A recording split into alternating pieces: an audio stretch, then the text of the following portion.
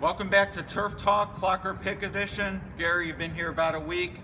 Derby Day's 2 days away. Time to get down to brass tacks. I won't push you for the pick just yet, but I am interested coming in here and today, who has moved up on your list based on what you've seen this week? Well, to begin with, Nyquist he's a solid favorite. His gallop today for rival trainers that were out there hoping to see a chink in the armor to maybe boost their confidence, they probably didn't see it this morning. His gallop was good, as Doug O'Neill has sometimes does with him and his other horses. He let him gallop along this morning, and his gallop the second time around, as they let him stretch his legs, it was good. It was good. I mean, is he going to be the favorite? Yes. Is there going to be a lot of horses that I can see winning the race going to be over 10-1? Yes. But make no mistakes about it, it is not a weak favorite we're dealing with here. So nothing like, oh, you can throw him out. No.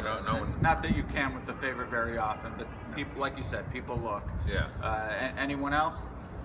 You know, a sudden breaking news. He has a stride of a horse that's just going to relish the mile and a quarter. I think he's more of a superfecta, trifecta type of horse, maybe an underneath horse, as they say in gambling parlors. But he has moved up definitely this week. More Spirit's work was undeniably good. I mean, it was good. He galloped this morning, and as we know, the track was a little wet from last night's rain. I think we got a little more rain, and it lasted a little longer than they had originally thought. But there's a little tentativeness when he is in a wet track, but he's not going to get that on Saturday. And he's never been worse than second. He's had a terrific week here. His work was terrific, and let's face it, Baffert hasn't won 4 of these things by accident. No, Gary hasn't won 3, so yeah, definitely connections you know about. We try not to be too negative on these, always looking for the positive, but part of betting on horses is maybe identifying the ones going in the wrong direction. Were you turned off by anyone this week that maybe you were thinking about including in your tickets that you're not so bullish on anymore? I was originally a little negative on Mohaymen. I mean, his pulling antics and everything, he just acted like a horse that, despite his obvious enormous talent, that he was maybe not cut out for running this week in front of 150,000 people. Karen McLaughlin, I believe the figure 8 he's put on in the last 2 mornings has been a change in equipment. And aside from, for whatever reason, when he goes underneath the wire, a little panic attack, a momentary panic attack, he has galloped much more control the last 2 days. But would I probably opt to maybe not use him? I think he's a third choice in Mr. Battaglia's line. I'd probably think at a mile and a quarter I might not use him, and that's kind of splitting hairs because there is enormous talent. Sure. Well, and you can't use them all, so you need to split a few hairs anyway. And you mentioned the figure 8, you mentioned sudden breaking news, Shadow Roll, sort of the equipment news with him. What does that mean for how they plan for him to run on Saturday? With Mohaymen, the figure 8 is generally just it's just like, say, hey, look, you got to calm down here, and we're going to do this. The Shadow Roll is put on horses to kind of maybe level their stride out a little bit. Obviously, the biggest thing is you don't want them jumping shadows, which is why it's called a Shadow Roll. But it also can level a horse's stride out where they're not up in the air quite as much. And I mean, why? You'd have to ask the trainer for his exact reasoning on doing it, but his workout when he did put the Shadow Roll on at 59-3 for the Derby was that of a very live long shot. It was, and his gallops were good, and when you see him in the paddock or on TV, when you're here, he has a very long body to him, and his legs, they're longer than your average horse, and when you're going a mile and a quarter, these are kind of things that can help you. These are things that can help you. All right, well, before we get to your pick, 2 more questions. One is sort of a turf talk after dark type question, but I haven't really seen it addressed on a professional level. Lonnie is very excitable in the morning. You can definitely tell he's a colt.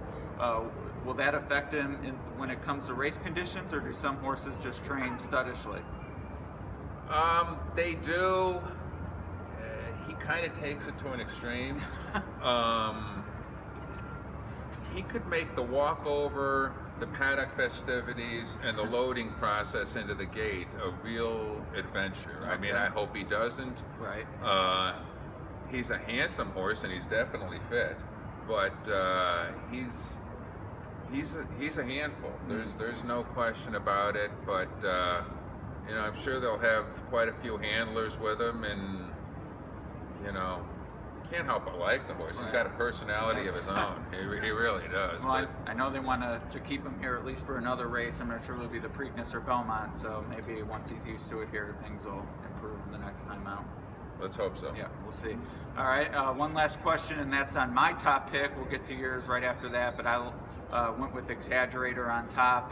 What can you tell me about how he's looked in the morning? And hopefully you won't talk him off him because it's already out there. But no, it's I wouldn't talk you off him. He like sudden breaking news again. His body type and his legs and his shape. He's made of a true route horse, which you would expect being by Curlin.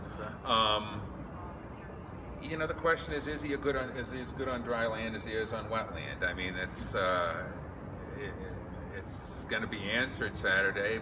He's trained well. A lot of people, seems like everyone has a stopwatch in their hand this time of year. Yeah. A lot of people wanted to be negative or thought that the 102 and change work was subpar or whatever. I didn't see it that way. He's coming off a huge win. Keith DeSormo, who has proven himself year after year as a good horse trainer and a very good picker of horses at auctions for horses for moderate money. I'm sure he wasn't looking for a 59 and change. You know, he going to the 5/8 pole, he got a little bit, you know, like he wanted to go, and Kent kind of just reached up and grabbed him and got him back. And I like the workout despite it being 102 and change. Perhaps because it was 102 and change. Yesterday morning, by design, he had the exercise rider kind of do the same kind of gallop with him yesterday that Nyquist did today, where it was not just an easy gallop. It was a go ahead and let him go around their gallop, and he looked good doing it. Saw him schooling in the paddock the other day when we were doing our piece up on the fourth floor. I don't have anything negative to say about Exaggerator. You know, the trepidation is as good on a fast track. All right. Well, at 8-1, I'll take a chance that he is, but certainly it's a question we need answered. Sure. Brings us to our last question. Everyone needs a top pick. Who's yours for the Derby? This was tough. It was a lot clearer picture last year. Yeah. And I went with more spirit. I like the post position he's got. I loved his last workout for the race. I think he's not going to be pace dependent because off of the 46 and change work, he's not going to be up with Danzig Candy and might be behind Outwork and Nyquist, but he's going to be right behind them. So if it does happen to come up a moderate pace, it's not going to hurt him.